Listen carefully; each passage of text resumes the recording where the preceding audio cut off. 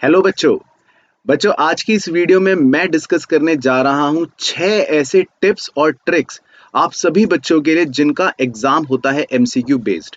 तो चाहे आप क्लास 11th में हो, क्लास 12th में हो या किसी भी कॉम्पिटिटिव एग्जाम की तैयारी कर रहे हो जिसमें आपके एमसीक्यू बेस्ड क्वेश्चंस आते हैं, तो इन 6 बातों को जरूर अपने माइंड में रखिएगा, क्योंकि इसमें मैं आपके साथ कुछ ऐसी इंपॉर्टेंट चीजें डिस्कस करूंगा जिनसे आपके मार्क्स के बढ़ने की प्रोबेबिलिटी जरूर बढ़ेगी। तो पूरी वीडियो को एंड तक ध्यान से देखना। 6 की 6 टिप्स बहुत इंपॉर्टेंट हैं।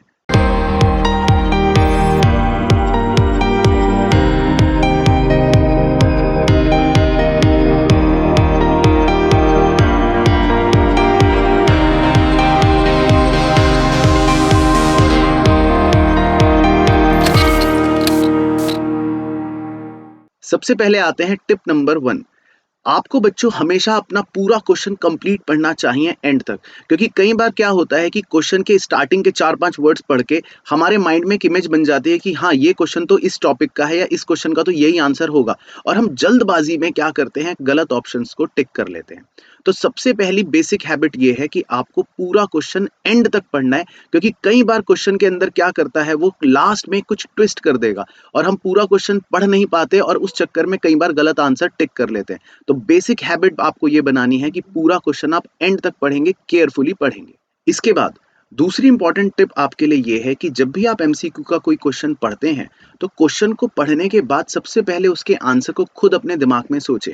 ऑप्शंस को देखने से पहले ही आपके माइंड में उस कॉन्सेप्ट की इमेज बन जानी चाहिए जहां से आपको लगता है कि ये क्वेश्चन पूछा गया है, और उसका सही आंसर क्या होगा पहले आप दिमाग में सोचें। क्योंकि जब आपके सोचे हुए दिमाग के आंसर को आप ऑप्शन में देखोगे, तो वो डबल श्योर कर देगा कि हाँ, इसका मतलब यही ऑप्शन सही होगा। देन आप अपने सही ऑप्शन को टिक करके आगे प्रोसीड कर सकते हो। तो आपके लिए इंपॉर्टेंट है कि हर क्वेश्चन को पढ़ के पहले उसके बारे में थोड़ा सा अपने दिमाग में आंसर को जरूर सोचें। इसके बाद तीसरी टिप तो सभी बच्चों के लिए बहुत बहुत ज्यादा इंपॉर्टेंट है, क्योंकि इसके अंदर कई बच्चे अपने मार्क्स गंवाते हैं। आप कई बार किसी क्वेश्चन को पढ़ते ही उत्तेजित हो जाते हैं और आपको लगता है कि ये ए ऑप्शन जो दे रखा है और ये तो सही है, और ए ऑप्शन को आप टिक लगा देते हो। पर कई बार आप बी, सी या डी ऑप्शन ना पढ़ने की गलती की वजह से अपना 1 नंबर या जो भी मार्क्स हैं वो गवा देते हो। तो एक हैबिट आपको जरूर डालनी है, और इस टिप को जरूर ध्यान रखना कि आपको सारे ऑप्शंस पढ़ने बहुत जरूरी हैं, क्योंकि इसका मैं एक डेमो आपको दिखाना चाहता हूं। मैंने डेमो पर्पस के लिए एक रैंडमली एक एमसीक्यू क्वेश्चन लिया है। अगर आप यहाँ पर ध्यान से क्वेश्चन नंबर 44 को देखें, तो उसमें वो पूछ रहा है कि इंपॉर्टेंट फंक्शन क्या होता है एंटरप्रेन्योर का। तो कई बार बच्चा ए ऑप्शन पढ़ के सोचता है कि ए ऑप्शन तो सही आंसर है, और वो फटाफट से ए ऑप्शन को टिक करके आगे बढ़ जाता है। पर अगर वो सारे ऑप्शंस ध्यान से नहीं पढ़े, बी ऑप्शन भी सही है, सी ऑप्शन भी सही है, और एंड में डी ऑप्शन में दे रखा होता है ऑल ऑफ द अबव, यानी कि कई बार जल्दबाजी के चक्कर में आप ए ऑप्शन या बी ऑप्शन को टिक करके आ जाते हो, जबकि उसके नीचे सी और डी भी सही होते हैं। इनफैक्ट डी में लिखा होता है ऑल ऑफ द अबव। तो इसका सही आंसर जो होता है वो होता है डी ऑप्शन। तो आपको इसी बात का ध्यान रखना है कि हर ऑप्शन को पूरा पढ़ना है। तो आंसर में जितने भी आपको ऑप्शंस दे रखे होंगे, उन चारों ऑप्शंस को पढ़ना बहुत जरूरी है। अब टिप नंबर 4 उन बच्चों के लिए बहुत इंपॉर्टेंट है जो कई बार एमसीक्यू क्वेश्चन में फंस जाते हैं, या क्वेश्चन देखकर उन्हें समझ नहीं आता कि इसका सही आंसर क्या होगा। तो बच्चों, कई बार क्वेश्चंस को जंप करना हमारे लिए बेनिफिशियल होता है।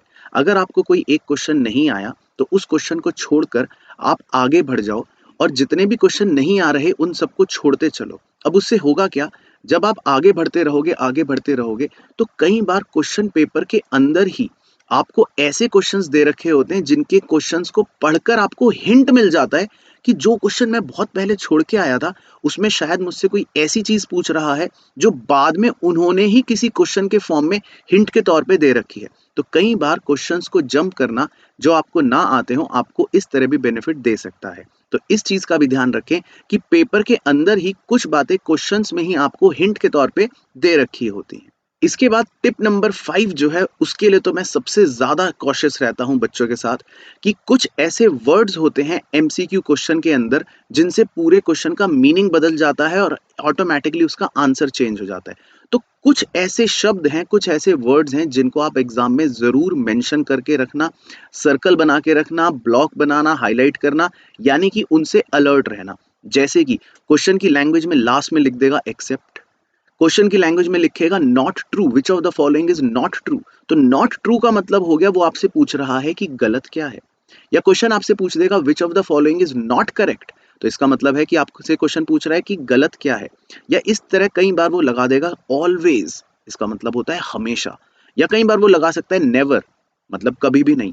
इस तरह के वर्ड्स क्वेश्चन के मीनिंग को बदल देते हैं, तो उससे आपके आंसर्स भी चेंज हो जाते हैं। तो इस हैबिट को जरूर रखना कि इस तरह के कोई भी वर्ड्स अगर आते हैं आपके क्वेश्चन के अंदर तो अलर्ट रहें, उन्हें अंडरलाइन या ब्लॉक कर लें ताकि क्वेश्चन के मीनिंग को आप सही समझ पाओ और उसका सही आंसर दे पाओ। जैसे डेमो के लिए मैंने यहाँ पर एक क्वेश्चन लगाया है, अगर आप क्वेश्चन नंबर 9 को थोड़ा सा ऐसे ही देखें, हो सकता है आपके टॉपिक से रिलेटेड ना हो, लेकिन इस क्वेश्चन को जब हम पढ़ रहे हैं तो पढ़ते पढ़ते वो कह रहा है कि कुछ फीचर बताना है और लास्ट में उसने वर्ड लगा दिया एक्सेप्ट, यानी कि क्वेश्चन का पूरा मीनिंग लास्ट वर्ड की वजह से चेंज हो गया। अब वो हमें ये पूछ रहा है कि क्या फीचर नहीं है, तो हमें 4 ऑप्शंस में से वो सेलेक्ट करना पड़ेगा जो फीचर नहीं होगा। पर कई बार बच्चे जल्दबाजी में सोचते हैं क्वेश्चन ने हमसे फीचर पूछा है और फटाफट से फीचर के आंसर को टिक करके आ जाएंगे और आपका आंसर गलत हो जाएगा। तो इन वर्ड्स का जरूर ध्यान रखें और इन्हें अपने एग्जाम में सर्कल या ब्लॉक बना लें ताकि आप इनके लिए अलर्ट रहें। इसके बाद है हमारी लास्ट टिप, आखिरी टिप उन सभी बच्चों के लिए जो करना चाहते हैं गेस वर्क, यानी कि थोड़ी सी तुक्केबाजी तो एग्जाम में बनती ही है। अब तुक्केबाजी ऐसी ना हो जिसमें आपका रिस्क बढ़ जाए या आप अनकैलकुलेटेड रिस्क ले रहे हैं। आपको रिस्क लेना है या आपको तुक्केबाजी जो करनी है वो थोड़ा सा कैलकुलेटेड लेनी है। उसके लिए सबसे बेहतरीन तरीका होता है एलिमिनेशन मेथड को इस्तेमाल करना। यानी कि अगर आपको 4 ऑप्शंस दे रखे हैं तो अभी फिलहाल सही ऑप्शन को सेलेक्ट करने की आपकी प्रोबेबिलिटी है 25%। पर कई बार आप ऑप्शंस को जब पढ़ते हैं और माइन्यूटली पढ़ते हैं, उसको अपने पढ़े हुए कॉन्सेप्ट से रिलेट करने की कोशिश करते हैं, तो आपको पता लग जाता है कि एक ऑप्शन तो पक्की बात है कि मेरा आंसर नहीं होगा। अब जैसे ही आपने एक ऑप्शन को एलिमिनेट करा कि भाई ये तो मेरा आंसर होगा ही नहीं, तो दैट मीन्स आपका सही आंसर अब 3 ऑप्शंस में से ही होगा। यानी कि अब आपकी प्रोबेबिलिटी सही आंसर को चूज करने की 33.33% हो गई, जो पहले खाली 25% थी। और अगर इन केस आपको उन 3 में से भी पता लग गया कि ये ऑप्शन भी पक्की बात है नहीं होगा, क्योंकि आप लिंक कर पा रहे हो ये उस कॉन्सेप्ट से तो नहीं है, तो अब तो सही ऑप्शन को चूज करने की प्रोबेबिलिटी आपकी 50% हो गई है।